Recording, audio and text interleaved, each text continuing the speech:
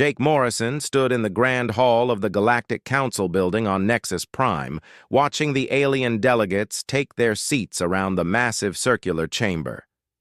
The human ambassador felt small among the towering crystalline beings and the floating gas clouds that made up the ancient ruling body of known space.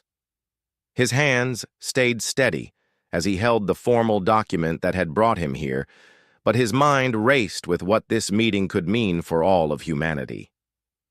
Captain Lisa. Bradley walked beside him, wearing her crisp Earth Defense Fleet uniform. She had commanded 3 different starships in her career and seen combat against pirates in the outer systems, but nothing had prepared her for this moment. The council chambers buzzed with energy fields and alien conversations in languages that sounded like music or static or sometimes both at once. Nexus Prime rose from the center of the chamber. The being stood 12 feet tall and looked like living crystal with light pulsing through its transparent body. When it spoke, its voice echoed from speakers placed around the room since its natural communication method would have shattered human eardrums. Ambassador Morrison of the species called Human U and your military representative have been summoned to answer charges of violation against the sacred laws that govern this galaxy, Nexus Prime announced. Your species has committed acts of aggressive expansion beyond approved parameters and has developed technologies that exceed the limits set for junior members of this council.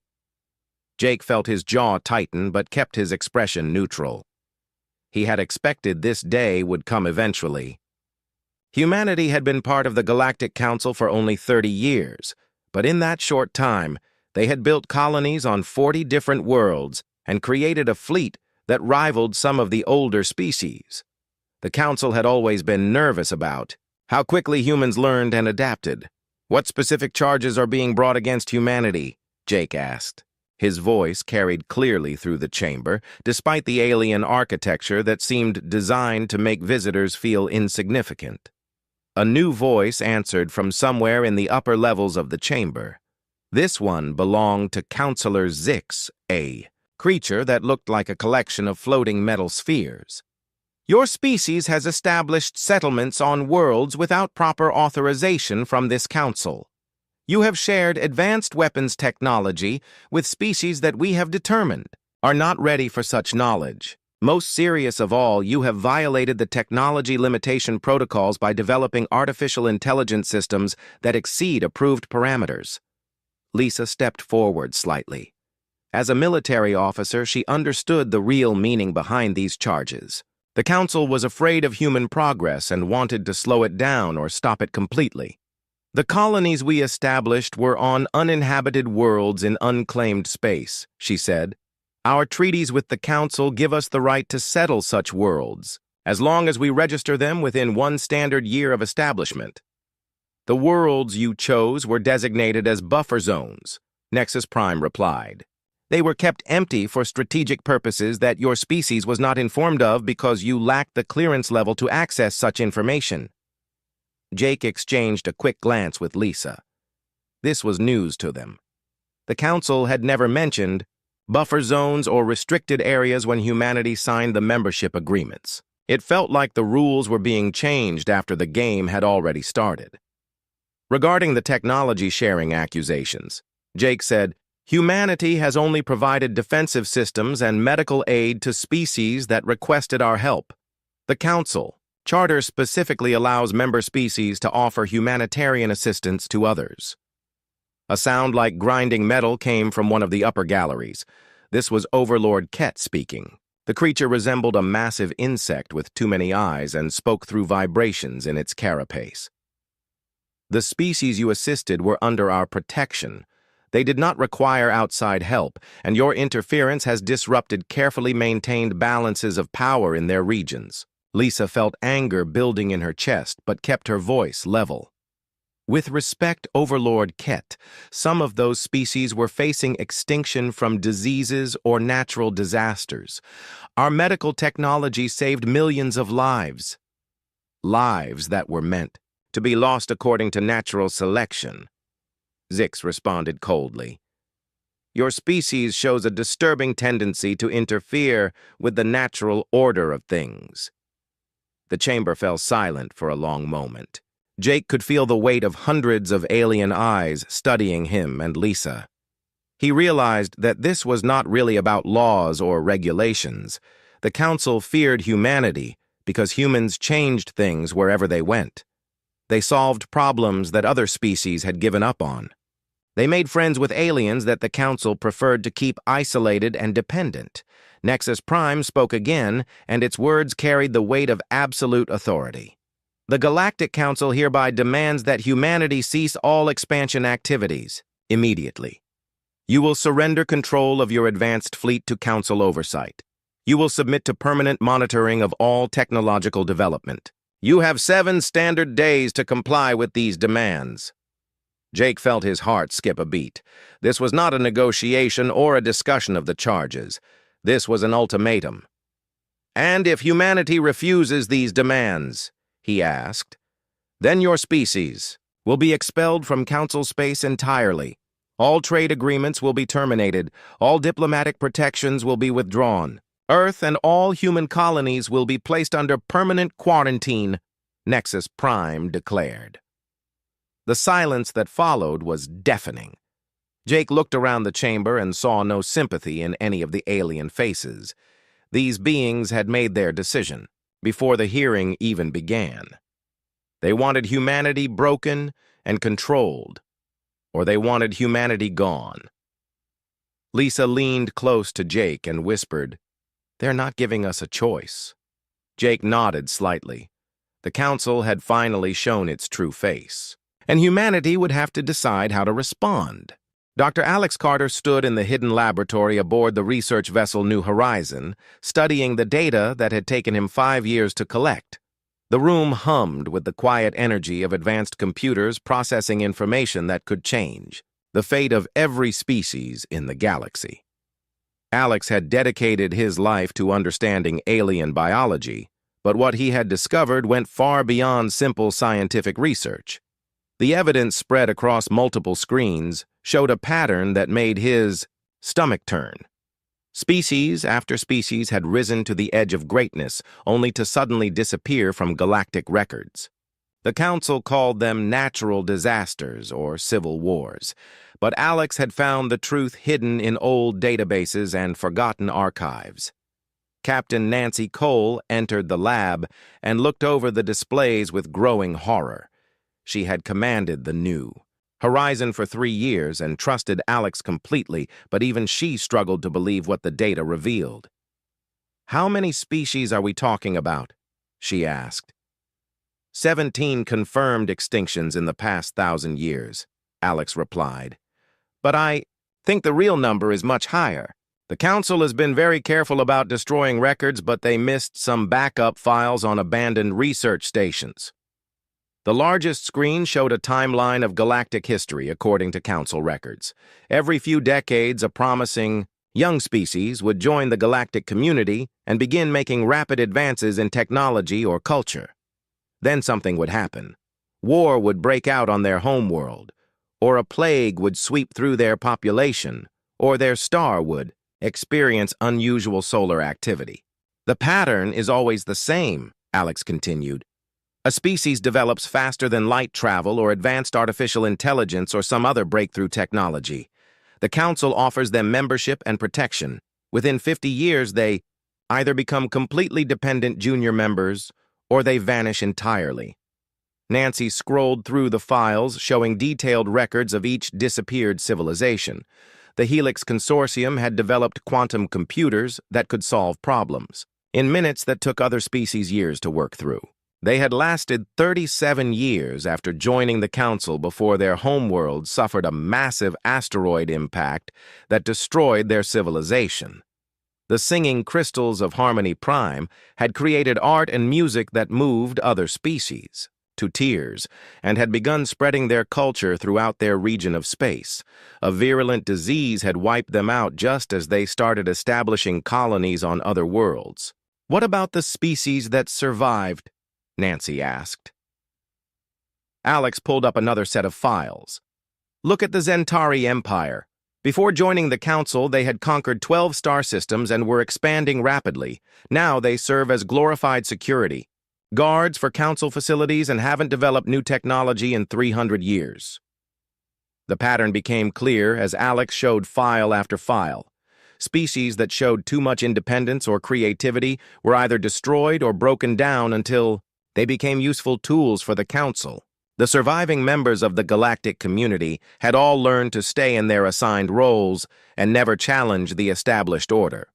The Council doesn't protect younger species, Alex said quietly. It farms them. They let civilizations develop just enough to become useful, then they either harvest their resources and knowledge or eliminate them as threats. Nancy felt sick as she realized what this meant for humanity. We've been developing faster than any species in recorded history. Chemical rockets to faster-than-light travel in 2 centuries. Exactly. Alex nodded. Most species take at least a millennium to make that kind of progress. Humanity has terrified the Council from the moment we achieved interstellar flight. At the door to the lab opened, and Admiral Kate Sullivan entered. She had received Alex's urgent message 3 hours ago and traveled across the system to see his findings. Kate commanded the largest human fleet ever assembled and had been suspicious of Council motives for years. "Show me everything," Kate said without preamble. Alex began walking her through the evidence. Hidden files from Council archives showed detailed plans for managing or eliminating species that showed too much promise. Humanity had been classified as a Category 5 threat, which was the highest level on their scale. "They've been preparing to move against us for 10 years, Alex explained. The ultimatum Ambassador Morrison received was just the final step in a process they started the day we joined the Council. Kate studied the tactical assessments that Alex had uncovered. The Council had been mapping human colonies and fleet positions. They had infiltrated Earth's communication networks and stolen copies of humanity's most advanced research. Worst of all, they had been secretly funding radical groups on Earth and the colonies to create internal conflict. They tried to start a civil war between Earth and the outer colonies 5 years ago, Kate realized. The terrorist attacks on the mining stations and the separatist movements that seemed to come out of nowhere. All Council operations, Alex confirmed. They wanted humanity weak and divided before they made their move. Nancy looked at the data showing Council military positions throughout human space. "They have us surrounded. Bases on asteroids near every major colony and hidden weapon platforms throughout our territory." But Alex had more to show them. His research had uncovered something else that gave him hope. The Council isn't as strong as they pretend to be. Their technology hasn't advanced significantly in 500 years. They've become dependent on subjugated species to do their innovation for them. Kate studied the technical specifications that Alex had gathered. Council ships were large and intimidating, but they relied on outdated power systems and weapons that hadn't been upgraded in centuries. Their computer systems were primitive compared to what humanity had developed. "They're trying to stop us before we become too powerful to control," Kate said. "But it might already be too late for them." Alex nodded. "Humanity has been developing in isolation for the most part. We've never shared our most advanced research with the Council, and they have no idea what we're really capable of." The 3 humans stood in the hidden laboratory surrounded by evidence of the Council's crimes and plans for humanity's destruction. But they also saw something else in the data. The Council was afraid because they knew they were losing control. For the first time in millennia, they faced a species that might be stronger than they were. "What do we do with this information?" Nancy asked. Kate looked at the evidence one more time, then made her decision. "We warn Earth and every human colony. The Council has made their choice, and now humanity has to make ours." Alex began copying all the files to secure storage devices. This information would reach every human leader and military commander within days. The galaxy was about to change in ways the Council never expected. Commander Ben Hayes floated in the zero-gravity docking bay of Kepler Station, watching the last shuttle approach through the viewing port. The station appeared abandoned to any casual observer, but beneath its damaged exterior lay one of humanity's most advanced facilities. Ben had spent 2 years preparing for this moment, and everything depended on the next few hours. Dr. Emma Rodriguez joined him at the viewing port as the shuttle docked with a soft, metallic clang. She had dedicated her career to studying alien cultures and languages, but more importantly, she had spent the last 5 years building relationships with species that the Council claimed to protect. Emma knew the truth about what the Council called protection. "Are you sure they'll come?" Ben asked as they watched the airlock cycle through its sequence. "They'll come," Emma replied with confidence. "They've been waiting for someone to offer them hope for longer than you can imagine." The first beings to emerge from the shuttle moved with the fluid grace of the Zephyrian people. They had once been masters of quantum physics and energy manipulation, but 3 centuries under Council protection had reduced them to simple farmers and craftsmen.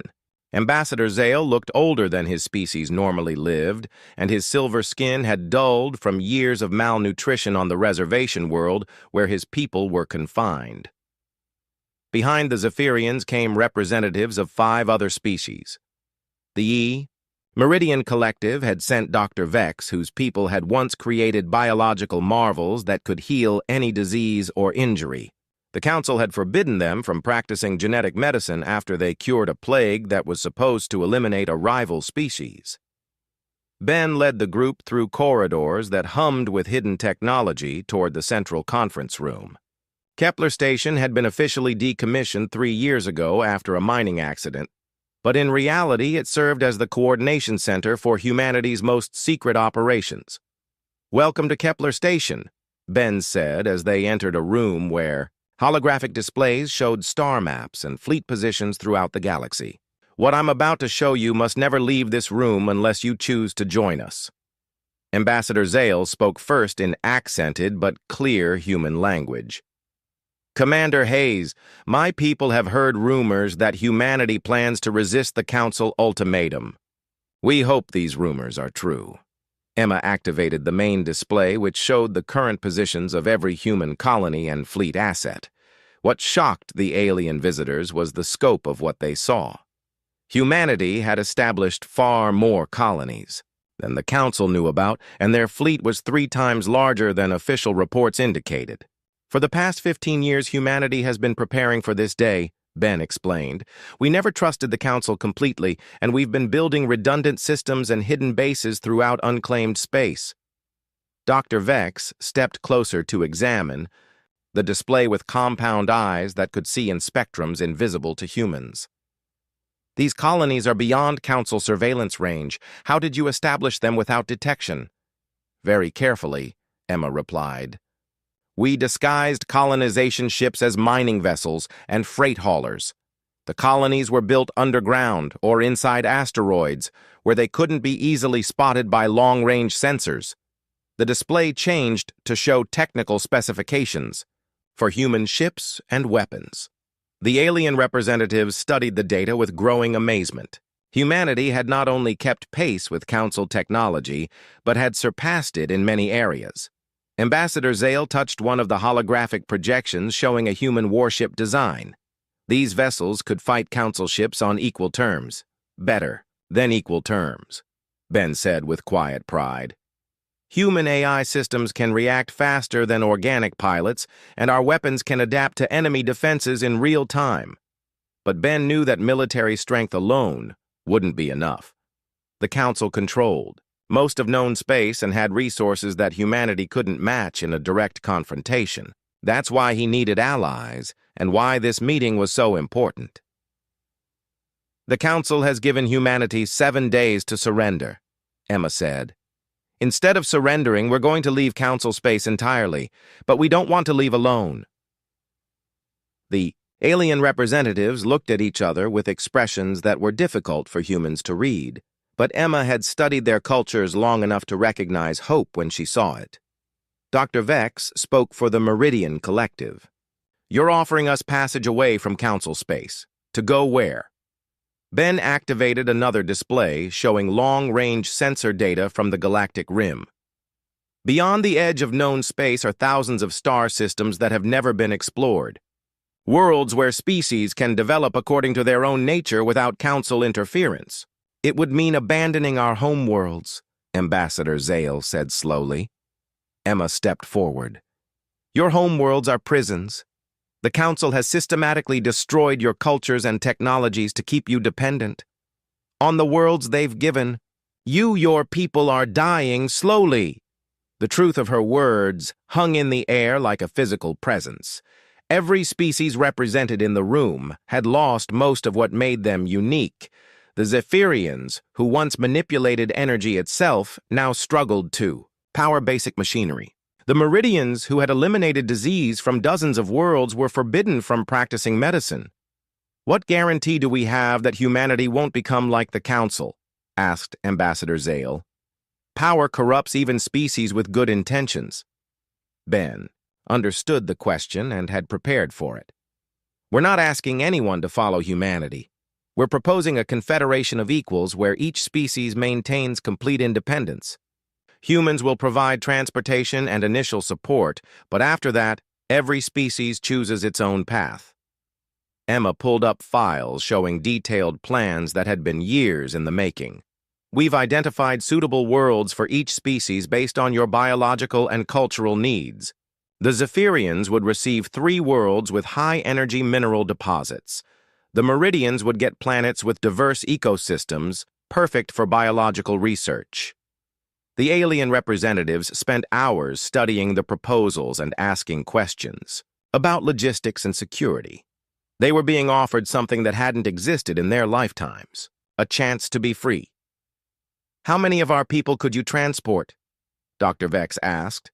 All of them if they choose to come, Ben replied. Humanity has been building transport ships disguised as cargo vessels for 5 years. We can evacuate entire populations, if necessary. Ambassador Zale looked around the room at his fellow representatives, then back at the humans. The Council will try to stop any mass evacuation. The Council will try, Emma agreed. But they'll fail. Their ships are too slow, and their commanders are too used to winning without fighting. Ben activated the final display showing humanity's real military strength. Hidden shipyards had been producing vessels using advanced human technology, while the Council believed Earth's fleet was small and outdated. When we leave Council space, we won't be running away, Ben said. We'll be moving toward something better, a part of the galaxy where species can reach their full potential without artificial limits. The representatives requested time to communicate with their leadership, but Emma could see in their faces that the decision had already been made. After centuries of oppression, they were being offered freedom, and they would take it regardless of the risks. Within hours, messages began arriving at Kepler Station from dozens of species throughout Council space. The word was spreading that humanity offered passage to liberty, and the response was overwhelming. President Carol Johnson stood at the podium in the United Earth Assembly Chamber, looking out at representatives from every human colony and territory. The emergency session had brought together leaders from across known space within 48 hours of Ambassador Morrison's return from the council chambers. The weight of the decision they faced pressed down on everyone in the room. General Frank Miller sat in the front row reviewing tactical reports on his tablet. As head of Earth's military forces, he had spent sleepless hours analyzing what a conflict with the council would mean. The numbers were not encouraging from a traditional standpoint, but humanity had advantages that the council didn't understand. Ladies and gentlemen, we face a choice that will determine the future of our species. President Johnson began. The Galactic Council has demanded our complete surrender, or they will expel us from known space and destroy our civilization. Senator Ryan Clark rose from his seat in the middle section of the chamber. He had been one of the strongest supporters of council membership when humanity first made contact 30 years ago. His voice carried the weight of someone whose fundamental beliefs had been shattered. Madam President, I have reviewed the evidence provided by Dr. Carter and his team. The Council is not the benevolent organization we believed it to be. They have systematically destroyed species that showed too much independence or creativity. We cannot submit to their demands without betraying everything that makes us human. The chamber buzzed with quiet conversations as representatives absorbed the implications. Many had read the classified files showing the council's history of oppression and genocide, but hearing it stated openly in the assembly made it real in a way that reports could not. General Miller stood to address the assembly. From a military perspective, we face overwhelming odds in traditional terms. The Council has thousands of ships and controls most of known space. However, our technology has advanced beyond their understanding, and our fleet is larger than they realize. The main display activated showing comparative analyses of human and Council military capabilities. What surprised many representatives was how evenly matched the forces appeared to be, despite the Council's numerical advantage. Our ships are faster, more maneuverable, and equipped with adaptive artificial intelligence systems, Miller continued. Council vessels rely on outdated technology and tactics that haven't changed in centuries. In direct combat, we would have significant advantages. But President Johnson knew that military considerations were only part of the equation. General Miller, what are the long-term prospects if we choose to fight? Miller paused before answering. Even if we won every battle, we would eventually be worn down by attrition. The Council has access to resources from hundreds of worlds, while humanity is limited to what we can produce from 43 colonies. Representative Maria Santos from the Proxima Centauri system stood to speak. What about the option of compliance? Could we submit to Council demands and work for change from within their system? Dr. Carter, who had been invited to brief the assembly on his findings, shook his head. The evidence shows that species who submit to Council control never regain their independence. They become tools for maintaining the Council's power, and their cultures slowly decay until they're shadows of what they once were. The chamber fell silent as representatives considered their options. Submit and face slow cultural death, or resist and risk immediate destruction. Neither choice offered any guarantee of survival. Senator Clark stood again. There is a third option that we haven't fully discussed. Complete withdrawal from Council space. President Johnson nodded. Admiral Sullivan has been developing evacuation plans for exactly this scenario. Admiral, would you brief the assembly on the feasibility of mass exodus? Admiral Kate Sullivan moved to the podium with the confidence of someone who had spent years preparing for this moment. Humanity has been building hidden colonies and ship construction facilities beyond Council surveillance for 15 years. We have the capacity to evacuate every human from Council-controlled space within 6 months. The scale of what she described stunned many representatives. Charts and diagrams showed dozens of secret bases and hundreds of ships that officially didn't exist. Humanity had been preparing for independence longer than most people realized. Where would we go? Asked Representative Santos. Beyond the galactic rim, Sullivan replied. Long-range surveys have identified thousands of suitable star systems outside Council space. Worlds where we could build a civilization according to our own values without external interference. But Representative Chen from the Luna colonies raised practical concerns. What about the species that want to come with us? Can we really evacuate entire alien civilizations? Sullivan smiled. 47 species have already requested passage out of Council space. Our transport capacity can handle their populations, as well as our own. The discussion continued for hours as representatives asked detailed questions about logistics resources and long-term survival prospects. The evacuation plan was ambitious beyond anything humanity had ever attempted, but the alternative was unacceptable. Representative Garcia from the Mars Terraforming Project stood to speak. I've seen what humans can accomplish when we're free to innovate and explore. The greatest achievements in our history happened when we broke free from limitations others tried to impose on us. Senator Clark looked around the chamber at his colleagues. The Council fears us because they know we represent something they can't control.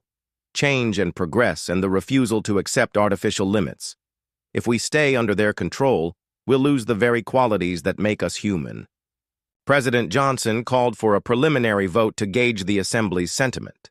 The result was overwhelming. 312 representatives voted for complete exodus, while only 18 voted for submission to Council demands. The decision is clear, President Johnson announced. Humanity will reject the Council ultimatum and withdraw from their space entirely. We'll take with us any species brave enough to seek true freedom.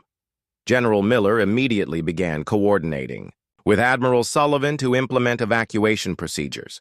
Within hours, military commanders throughout human space received coded orders to begin Phase 1 of Operation Exodus. The representatives dispersed to return to their home colonies and begin the massive task of preparing entire worlds for evacuation. Some would struggle with leaving everything familiar behind, but most understood that they were choosing freedom over safety. President Johnson remained in the chamber after the session ended, looking out at the empty seats where humanity's leaders had just made the most important decision in their species' history. They were about to abandon everything they had built in Council space, but they were also about to discover what humans could accomplish without limitations. Admiral Sullivan joined her at the podium. Madam President, the evacuation ships are already moving into position. We'll be ready to begin mass transfers within 72 hours. And the Council, Johnson asked. They'll try to stop us, but it will be too late. By the time they realize, the scope of what we're doing will already be gone. The two women stood together in the silent chamber, knowing that humanity was about to embark on the greatest adventure in their species' history. Ambassador Jake Morrison stood before the assembled Council delegates in the Grand Chamber for what he knew would be the last time. The crystalline forms of the ancient rulers pulsed with agitated energy as they waited for humanity's response to their ultimatum. Behind Morrison stood Ambassador Grace Patterson, who had arrived from Earth with the final decision of the United Earth Assembly. Nexus Prime rose from its central position, towering over the human representatives. Ambassador, Morrison, your species has had 7 standard days to consider our generous offer of continued membership under appropriate restrictions. What is humanity's answer? Morrison looked up at the alien being without showing any of the satisfaction he felt. The United Earth Assembly has carefully considered the Council's ultimatum.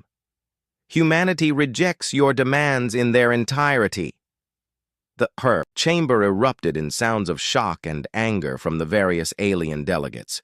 Overlord Ket's carapace vibrated with rage, while Councilor Zix's metal spheres spun frantically around each other. They had expected defiance, but not outright rejection. You understand what this means? Nexus Prime said with cold menace. Humanity will be expelled from Council space immediately. All trade agreements are terminated. All diplomatic protections are withdrawn. Grace Patterson stepped forward. We understand perfectly, but there's something else you need to know. Humanity is withdrawing from Council space voluntarily, and we're not going alone. Before the Council could respond, the Chamber's communication systems activated with incoming messages from across known space. The first transmission came from the Zephyrian homeworld, where Ambassador Zale announced that his entire species was requesting passage on human vessels to territories beyond Council control. More messages flooded in from species after species. The Meridian Collective declared their independence from Council protection. The Singing Crystals broadcast their intention to join the human exodus. 47 different civilizations announced they were abandoning their homeworlds to seek freedom beyond the galactic rim. Nexus Prime's crystalline form blazed with internal light as the magnitude of what was happening became clear. This is impossible. These species are under our protection. They cannot simply leave. Morrison smiled for the first time since entering the chamber. Actually, they can. The Council Charter specifically guarantees the right of self-determination. For all member species, you wrote those rules yourselves. Grace Patterson activated a portable holographic projector showing real-time images from across council space. Massive human transport ships were already at 40 different worlds, loading evacuees and their essential equipment. The evacuation had begun before the council meeting even started. "You've been planning this for years," Councilor Zix accused. "We've been planning this since the day we joined the council," Morrison replied. "Humanity has always valued freedom above security, and we've been preparing for the possibility that we might need to choose between them." On the display screens, the scope of the evacuation became apparent. Hundreds of ships moved between worlds in carefully coordinated patterns. Human vessels designed to look like simple cargo haulers revealed their true nature as massive population transports capable of carrying millions of beings. Overlord Ket spoke with barely controlled fury. "The Council will not allow this mass exodus.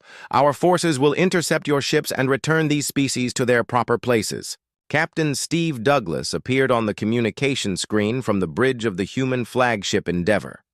His ship was already beyond the outer edge of council space, leading a convoy of refugee vessels toward uncharted territories.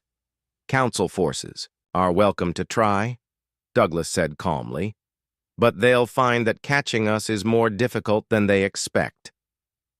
The display showed tactical information that shocked the council delegates. Human ships were moving faster than council sensors could track them. Their adaptive AI systems allowed them to change course and speed in patterns that made interception nearly impossible.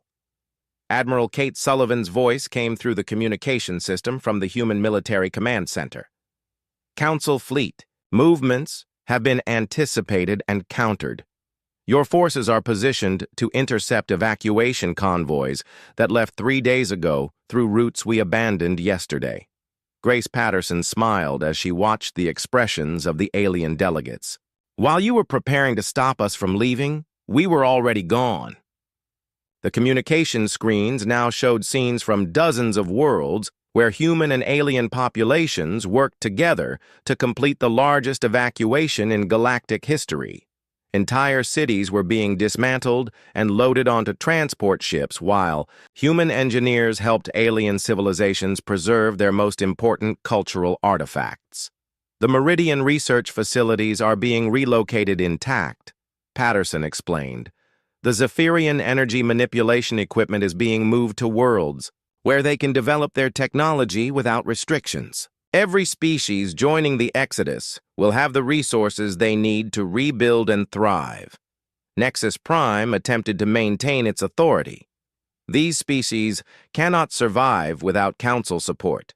They lack the technology and resources for independent survival," Morrison laughed. "Council support has been the main thing preventing their survival. The Meridians were capable of eliminating disease from entire star systems before you forbade them from practicing medicine. The Zephyrians could power civilizations with clean energy before you restricted them to basic agriculture." The displays showed human engineers working alongside alien specialists to restore technologies that had been suppressed for centuries. Meridian doctors were already treating diseases that council regulations had forced them to ignore. Zephyrian energy specialists were building power systems more advanced than anything the council used. "You've destroyed the careful balance that has maintained galactic peace for millennia," Councilor Zix protested. Grace Patterson looked around the chamber at the alien delegates. "We've ended the oppression that you called peace. The species leaving with us aren't rebels or criminals. They're people who want the same thing humanity has always wanted: the freedom to grow and learn and become whatever they're capable of becoming." The final shock came when the displays showed the true size of the human fleet. Ships that had been disguised as mining vessels revealed advanced weapons systems. Cargo haulers transformed into warships equipped with technology the Council had never seen. The evacuation convoy was protected by military forces that could challenge the Council's entire fleet. "Your forces will not pursue us," Morrison said with quiet certainty, "because you know that in a direct confrontation you would lose." Nexus Prime's form dimmed as the reality of the situation settled over the Council. In one coordinated action, humanity had stripped away nearly half of the civilizations under Council control and revealed that their own military power was far greater than anyone had suspected. "This is not over," Nexus Prime declared. "The Council has resources and allies throughout the galaxy." Morrison gathered his documents and prepared to leave the chamber forever. "The Council has subjects who are too afraid to resist. That's not the same thing as having allies." Grace Patterson followed Morrison toward the exit but turned back for one final statement. "To any species still under Council control who want true freedom will be waiting beyond the rim. The door to liberty remains open." The two human ambassadors left the Council chamber as displays continued showing the massive exodus streaming toward unknown space. Behind them, the ancient rulers of the galaxy faced a crisis that their careful control could never have prepared them for. 3 years had passed since the Great Exodus, and Nexus Prime stood alone in the Council chamber that had once buzzed with the energy of galactic authority. The crystalline being's internal light had dimmed to barely visible flickers as reports continued arriving from across what remained of Council space. Each message brought worse news than the last. Counselor Zix floated into the chamber with metal spheres that moved sluggishly compared to their former dynamic patterns. The being that had once commanded respect throughout the galaxy now struggled to maintain basic functions as the infrastructure supporting the Council crumbled around them. "The trade routes through the Meridian sector have completely collapsed," Zix reported. "Without human shipping efficiency and Meridian biological expertise, the cargo transfer stations can't maintain operations." Nexus Prime absorbed this information without surprise. The economic foundation of Council power had depended on the productivity and innovation of species they had claimed to protect. With those species gone, the entire system was falling apart faster than anyone had predicted. "What about the outer colonies?" Nexus Prime asked.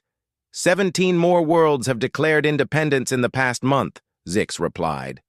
"They're requesting passage to human space and threatening to stop resource shipments if we refuse." The irony was devastating. The Council had spent millennia carefully managing galactic civilization to maintain their control, but that same control had made them dependent on the very species they oppressed. Without human technological advancement and the creativity of other liberated species, the Council's empire was collapsing from within. Overlord Ket entered the chamber, moving with the painful slowness of advanced age. The insectoid being had lost several limbs in recent years, and the medical technology needed to regenerate them had left with the Meridian doctors. Council medical science had stagnated centuries ago when they began relying on subject species for innovation. "The surveillance networks in the Rim territories have gone dark," Ket reported. "Our monitoring stations lack the maintenance expertise that human engineers provided." Nexus Prime felt something approaching despair as the full scope of their miscalculation became clear. They had driven away the species that kept their civilization functioning while believing they could simply replace them with more compliant alternatives. But there were no alternatives that matched human adaptability or the specialized skills of the other escaped species. The chamber's communication system activated with an incoming transmission from long-range sensors. The message was brief, but its implications were staggering. Human ships had been detected at the edge of known space, but these vessels showed technology signatures unlike anything in Council databases. "Show me the analysis," Nexus Prime commanded. The display revealed sensor readings that defied explanation. Human ships were generating energy signatures that exceeded theoretical maximums for their size. Their propulsion systems operated on principles that Council science couldn't identify. Most shocking of all, their communication arrays were sending instantaneous messages across galactic distances. "How is this possible?" Zix asked. 3 years isn't enough time to develop such advances." But Nexus Prime understood what they were seeing. Freed from council restrictions and working alongside dozens of other species, humanity had achieved technological breakthroughs that might have taken centuries under the old system. The Exodus had unleashed innovation on a scale the galaxy hadn't seen since the Council first established control.